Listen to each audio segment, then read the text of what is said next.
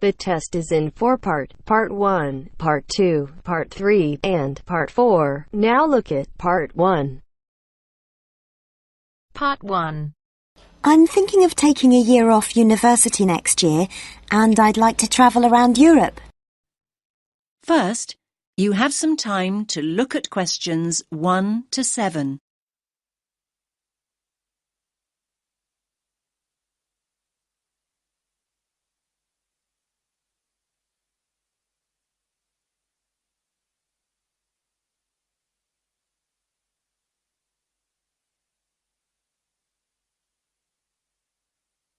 Listen carefully to the first part of the conversation and answer questions 1 to 7. Good morning. How can I help you? I'm thinking of taking a year off university next year, and I'd like to travel around Europe. OK then. Do you have any idea where you'd like to go? Well, I was thinking of starting in France and then working my way up to Eastern Europe, possibly going as far as Slovakia. Well, there are a number of ways you can do this, and we have various options available. It really depends on your budget and how you'd like to travel. That's just the thing, really. I've just finished my second year at university, so obviously I'd like to do it in as cheap a way as possible. That's fine. Could you give me a rough idea of the price range you're looking at? Realistically speaking, I'm hoping to pay between about £700 and £900. I could stretch to £1,100, but that's really my limit. How long are you thinking of going for? About 10 months. To be honest, you'd be better off travelling for about 7 months, if that's your budget. OK, that's not too bad. So, how would you suggest I travel? Well, because of the time limit, I don't think walking is a viable option. Of course, in this day and age, the most convenient way to get around is by flying, particularly if you've got quite a bit you want to see in a short space of time.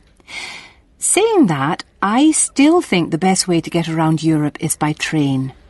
As a student, you can also get a student rail card, which means cheaper fares. That sounds brilliant. How do I go about getting a rail card? Well, if you decide that's what you want to do, then we can organise that all for you. You'll need to fill in a form and provide us with 2 passport photos, and we'll do the rest. It costs about £36 plus about £10 administration costs. Great. That's really not expensive at all. And what about buses? I was just thinking if I decide to go to places which are a bit more remote. There are always local buses, but these are not always a good idea. They can be quite unreliable and in some areas quite dangerous because the buses tend to be overcrowded and some of the drivers drive way too fast. So I would suggest you don't do this. That sounds quite frightening. So what are my options then? You could hire a car, but it can be expensive. Still, I do think if you're thinking about going to smaller towns and places which are off the beaten track, then hiring a car is by far the better way to do it. You can also look at sharing the costs by hiring a car with someone else. That's a good idea. I guess I could put a message on the internet. You could do that, but don't forget that you meet people when you're travelling, and you'll probably find someone who's going to the same place as you are. That's true. I want to stay in youth hostels, so I'm sure I'll find people who are interested in going to the same places. Oh, one last thing. What about taxis? I was thinking about if I go out at night.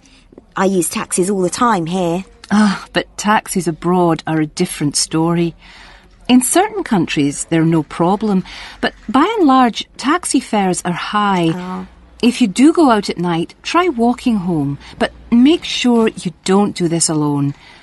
Try and find people to go out with at night or come home at a reasonable time. But if you're staying in youth hostels, you should find plenty of young people to go out with at night. I'm sure I will.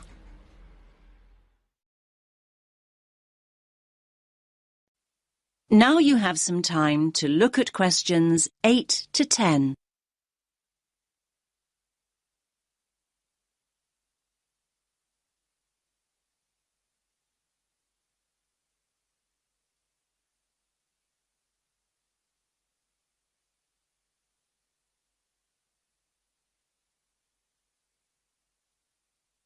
Now listen to the next part of the conversation and answer questions 8 to 10.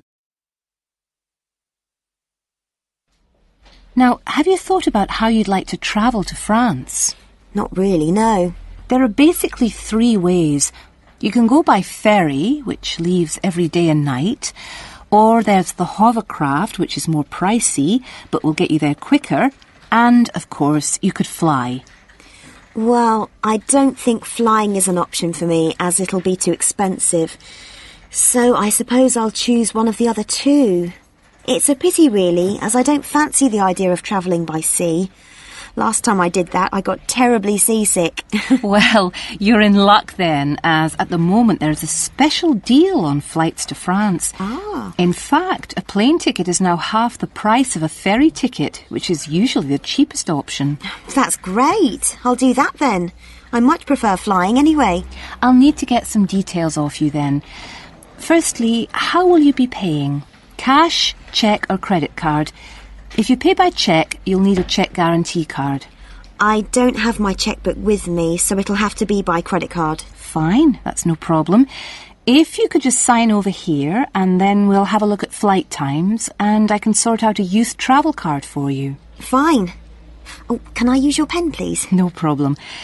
Now, let's look at times. There is a flight leaving at 9 a.m.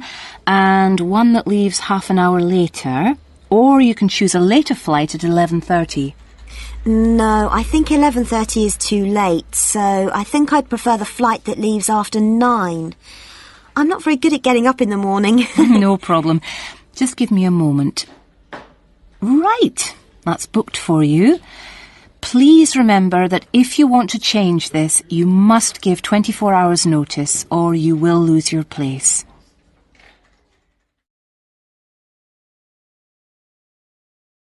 That is the end of part 1. You now have half a minute to check your answers.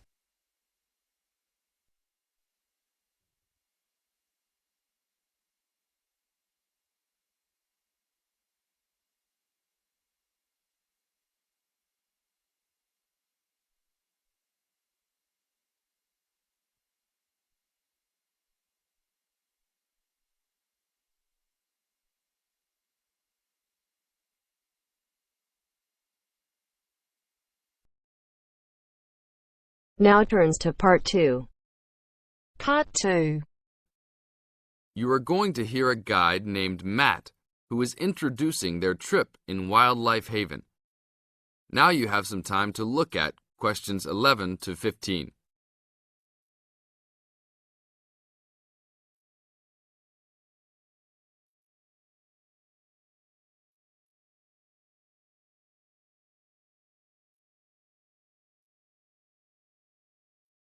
Now listen to the first part of the introduction carefully and answer questions 11 to 15. Well, good morning, everybody.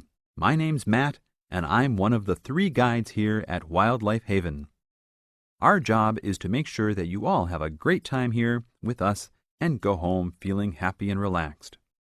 As you can see, we're away from the city in a remote area between a national park and the sea. To encourage you to relax, there are no radios or TVs, and the only phones and newspapers are in the office. So, if peace and quiet is what you've come for, this is the place to be. From your cabin on the hill, you'll find you have the national park behind you, and you can look out from the sea from your front balcony. Your luggage will be unloaded from the bus and taken to your rooms in a few minutes. Once you have picked up your key at reception, please locate your room and check that all your luggage has arrived. The daily program here at Wildlife Haven is flexible and only as demanding as you want it to be. You should each have a brochure setting out the facilities and various walking tracks you can take. And on the bus, you are given a green sheet setting out a number of group tours in the coming week. If you want to join any tour, just write your name and room number on the relevant sheet along the wall here.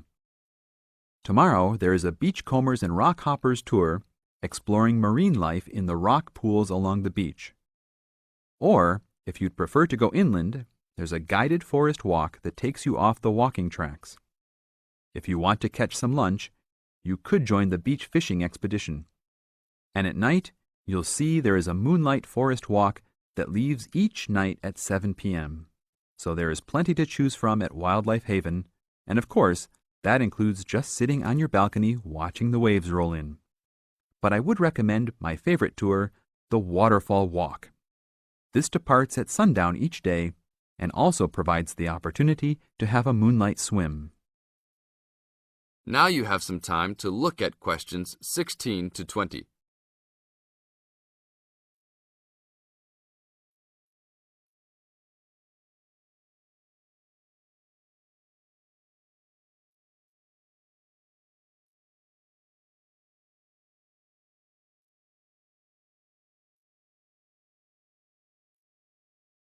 In the second part of the introduction, you are going to get some advice from Matt.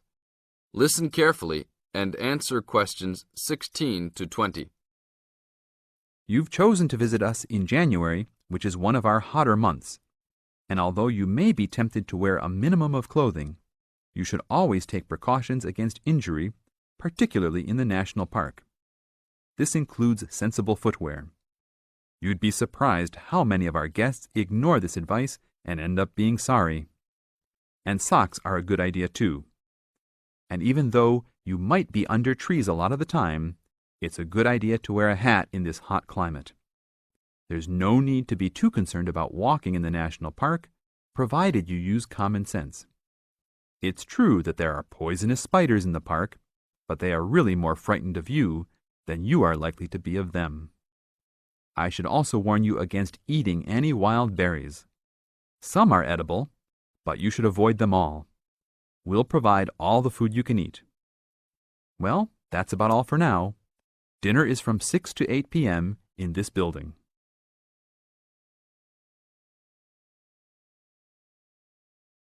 That is the end of part 2. You now have half a minute to check your answers.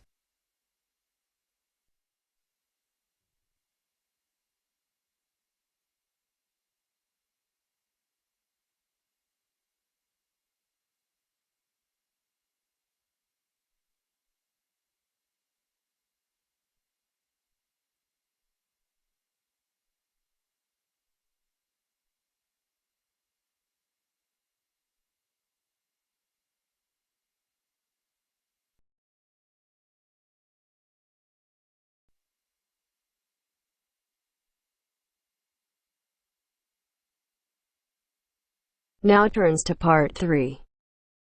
Part 3. You will hear two students, Dylan and Emily, discussing a presentation which they will have to make. First, you have some time to look at questions 21 to 24.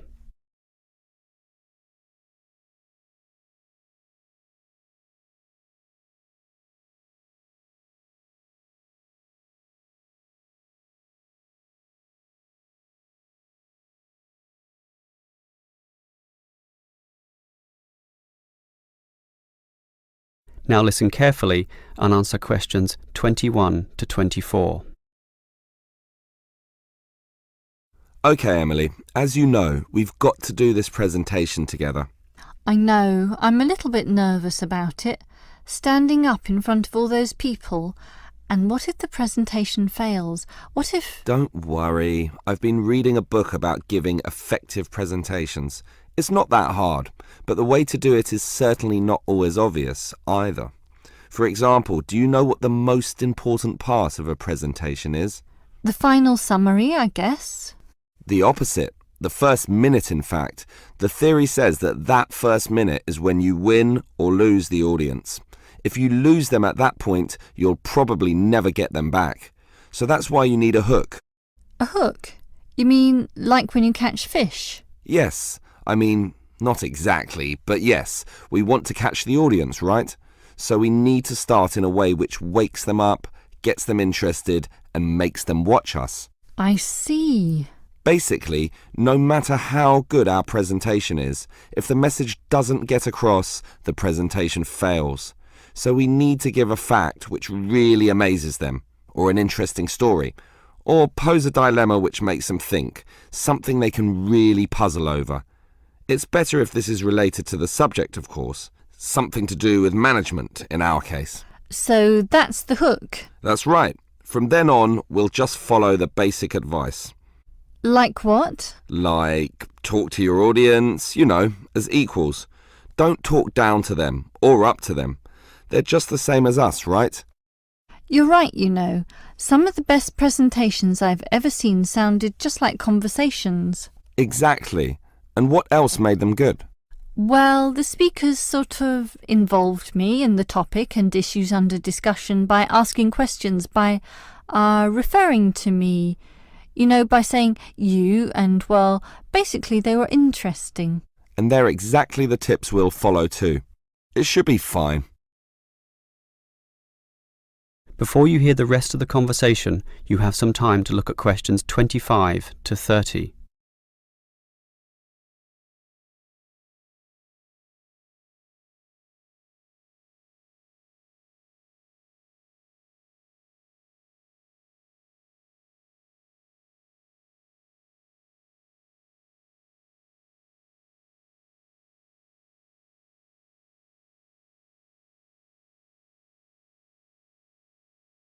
Now listen and answer questions 25 to 30. Emily, I think this will be a fine presentation, but how are we going to divide it up? For example, who's going to open it, you or me? Well, I think you have a very natural style, so you should start. This talk has 5 main parts, so you can introduce it and then do part 1. That's the historical context or background to the issue. Yes, then I'll do part 2 about current views. You do part 3 and I'll do part 4, leaving both of us to handle the question time. I'm okay with that. In part 1, I'll probably speak at length about Hoffman's theory, about management styles, and compare differences in culture in relation to the style of management used. That sounds good. Those differences are important and certainly relevant to the current times. Hoffman makes some excellent points too on this issue. That's why I'll follow up with present-day perspectives and viewpoints on this, such as the problems facing today's managers in the complex multicultural workplace, where basically one can no longer assume one is dealing with a single culture in the workplace, but actually a multiculture. That sounds good also. Then I'll take over, discussing the implications and problems of this. I suppose you'll look at the pluralist movement. Yeah, I was thinking about that, but then I changed my mind. I've decided I'll look at the productive diversity argument. It's more interesting anyway, so I'll go with that. Then I'll tell everyone what we've decided is the best business practice, or what is most likely to work in most situations, which is basically ignoring pluralism and productive diversity and linking everything back to Kotter's theory of human universals. Yes, the theory that argues modern management should target the universals of human nature. Right, and that leaves both of us to field questions at the end. Are there any questions we can predict so that we have some good answers ready? About resolving industrial disputes, for example? Well, I'd say that industrial democracy usually surprises people, so we should expect a lot of questions about that. Yes, the theory is that it increases productivity and reduces industrial delays. And results in better decision-making, but that's all theory.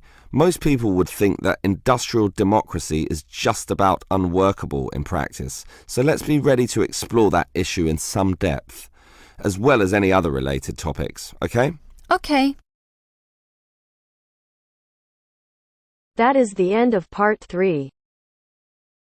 You now have half a minute to check your answers.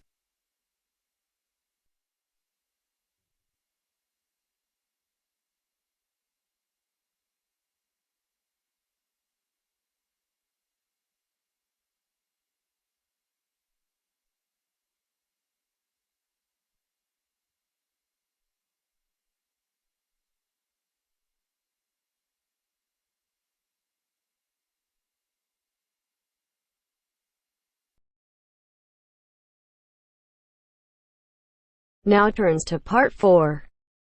Part 4. You'll hear a lecturer talking to a group of science students. First, you have some time to look at questions 31 to 34.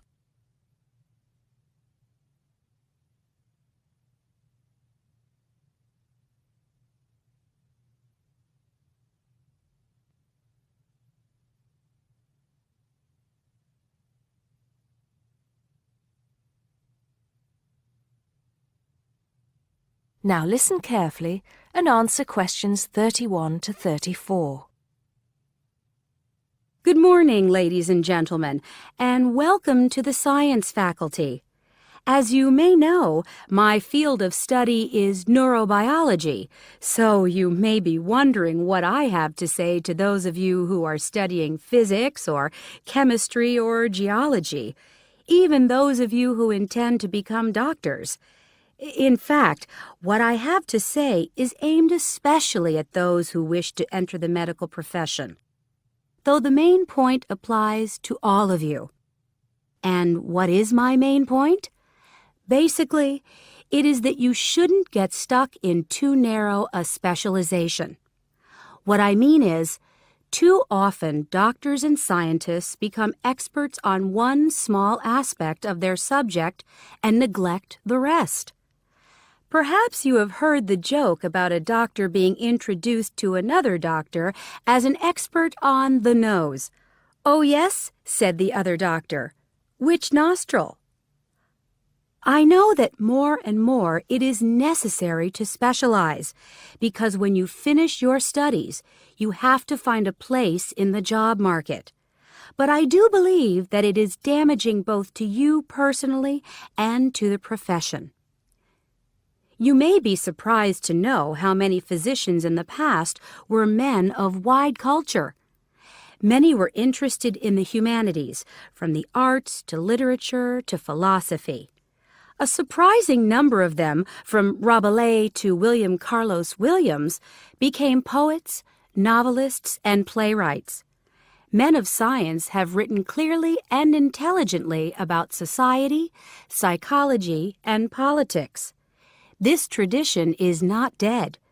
Today, such eminent scientists as Stephen Jay Gould, Jared Diamond, and Richard Dawkins are well known as popularizers of science while maintaining high standards. But more of them in a minute. I'm not saying that while you are studying anatomy, you should sign up for a course in English literature, but reading a few works of fiction in your own time will show you the human mind, just as your anatomy classes show you the human body. Science faculties and medical schools, it seems to me, now largely ignore this human dimension. Furthermore, the study of medicine, and psychology for that matter, is largely about what has gone wrong with the body and the mind. That is, it mostly deals with the abnormal. Before you hear the rest of the talk, you have some time to look at questions 35 to 40.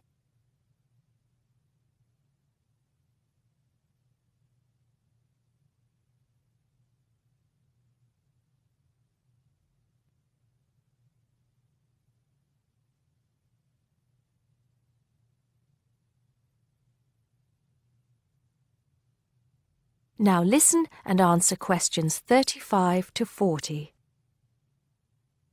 So, to try and correct this situation, if only in a small way, I have come up with some extra reading for you to do.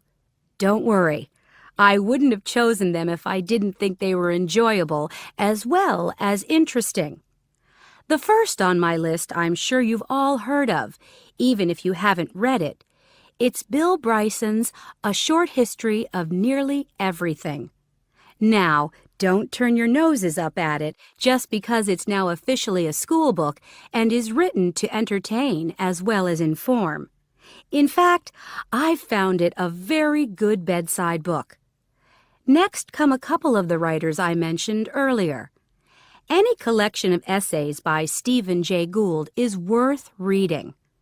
He writes clearly in a language non-scientists can easily understand. In fact, a lot of his essays are responses to questions about science from the general public. He's also entertaining on the subject of baseball. Perhaps you should start with Gould's Wonderful Life. He writes brilliantly about natural history and shows how much imagination and excitement there is in scientific discovery.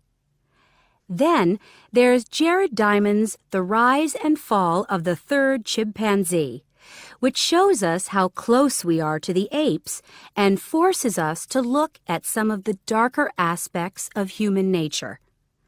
After reading it, you won't forget your animal ancestry. But don't let that put you off. It's very readable. You're probably saying to yourselves, just a minute, these are all science books. What about the fiction? I'll come to those in a later lecture. At the moment, I'm just trying to get you to read away from your chosen field of study. However, I will recommend one work of fiction now, though it might come as a bit of a surprise. If it does, it means you haven't read it. The book is The Water Babies by Charles Kingsley. I can see I have surprised you. Well, it is in fact the first fictional response to Charles Darwin's On the Origin of Species. Yes, it is a children's book, but full of surreal fantasy and wit. The fifth book on the list is a biography, The Emperor of Scent by Chandler Burr. To my mind, it's not particularly well written, but it is a fascinating story. It is about Luca Turin, a biophysicist who becomes an expert on perfume, and about how he missed getting the Nobel Prize. If any of you are thinking of a career in scientific research, this book might make you think again. It's a very tough dog-eat-dog business, which brings us to the book that inspired Kingsley's Water Babies, that classic of the genre, Charles Darwin's On the Origin of Species. If you haven't read it already, perhaps you shouldn't be here. If you have, it won't hurt to read it again. Or if you prefer, read his The Voyage of the Beagle, which, as well as being of interest to any natural historian or anyone interested in scientific method, also makes a great travel book. Well, I think that's enough to be going on with, and I can see that it's time to finish up. So please bear in mind, throughout whatever course you are studying, not to neglect other aspects of your wider, non-academic education. Thank you.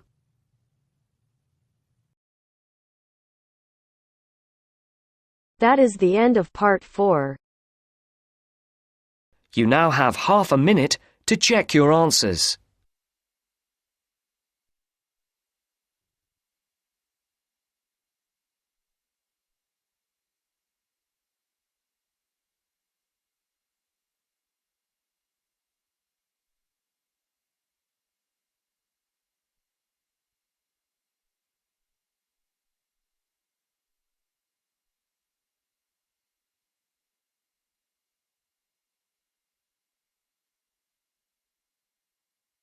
That is the end of the test. You now have 10 minutes to transfer your answers to your IELTS listening answer sheet.